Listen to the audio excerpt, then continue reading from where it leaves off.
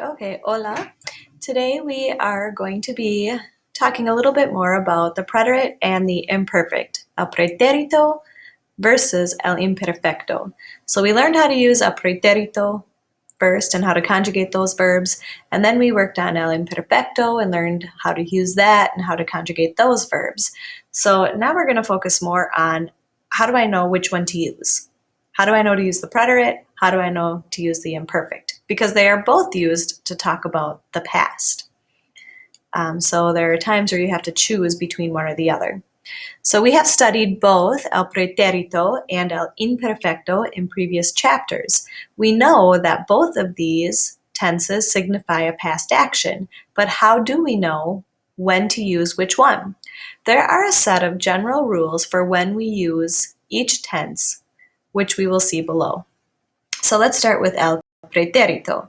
We use el pretérito when we want to describe a completed action, an action that we can say has a definite beginning and end.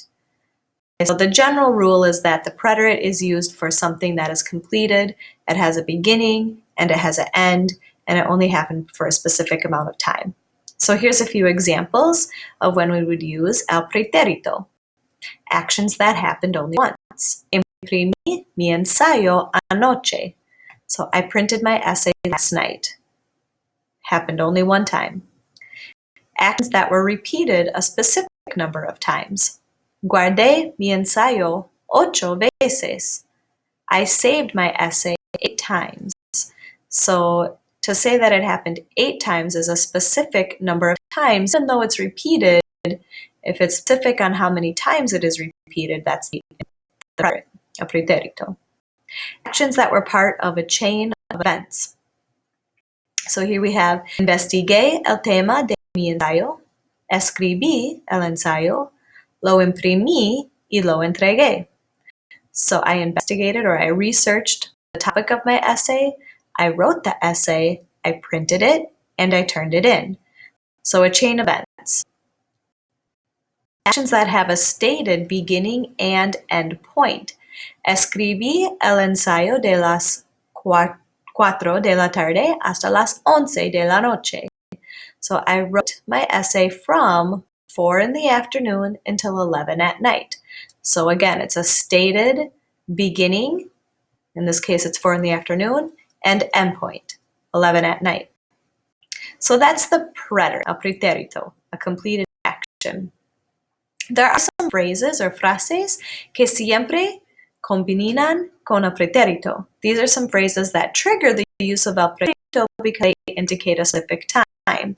So if ever you see any of these phrases that tell you a specific time, you know you're using the preterite. Okay, so I'll let you read through those, and these are part of your vocab words for this chapter as well. Una vez, a blank amount of veces, so like you would say, 4 veces is 4 times. Ayer, anoche, esta mañana, esta tarde, la semana pasada, el mes pasado, el año pasado, hace blank días, semanas, años, so many years ago, entonces. So these are just a few triggers that you know for sure will use a pretérito, but there are others too. So this is not an exhaustive list here. I have a little picture of a small restaurant along the streets to stop for a snack. This is pretty common in many countries around the world. Puerto Rico, lots of countries in the Caribbean, Central South America have these little stands, as you could call them. Small restaurants with maybe just a couple of tables, just a lot of times along the streets or small towns. So you can look up here and kind of see what these little restaurants sells. Street food is kind of what you might think of as. Moving on to el imperfecto. So we use el imperfecto to talk about actions that do not have a definite end or are not completed. So el imperfecto is used with habitual or repeated actions, like we talked about before. So in this case, cuando era niño, jugaba videojuegos. When I was a child, I used to play video games. So remember when we use the imperfect, a lot of times we use this phrase in English, used to. Actions that are happening when something else occurred. So Jorge dormía cuando el teléfono sonó. Jorge was sleeping when the phone rang. So here you actually have two past tense verbs used differently. You have the perfect, but then it's interrupted by something in the preterite, because this happened once. So he was sleeping. Dormía is in the imperfect because it was happening when something else occurred. And that something else that occurs is put into the preterite. Teléfono sonó. That happens just once. Days and times, era el 23 de marzo, eran las 7 de la mañana. So here we date, it was March 23rd, or time, it was 7 in the morning. Age, mi mamá tenía 24 años, my mom was 43 years old. Descriptions of characteristics, emotions, and conditions.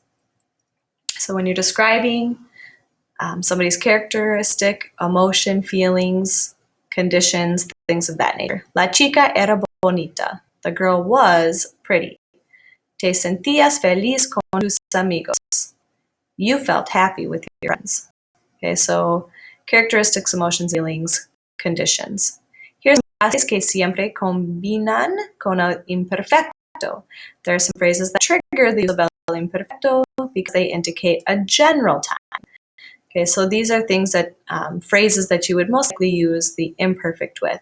A veces, a menudo, frecuentemente, siempre, generalmente, todo el tiempo, mucho, nunca, todos los días, todos los años, de vez en cuando, mientras. Again, these are just some examples of phrases, but it's not all of them. So would you use el pretérito or el imperfecto with these sentences when you translate them?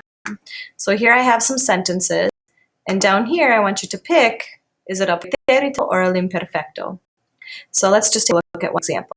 Yesterday my mom went to the store and bought a new laptop. So you need to ask yourself, is this something that happened once, or is this something that happened repeatedly, habitually?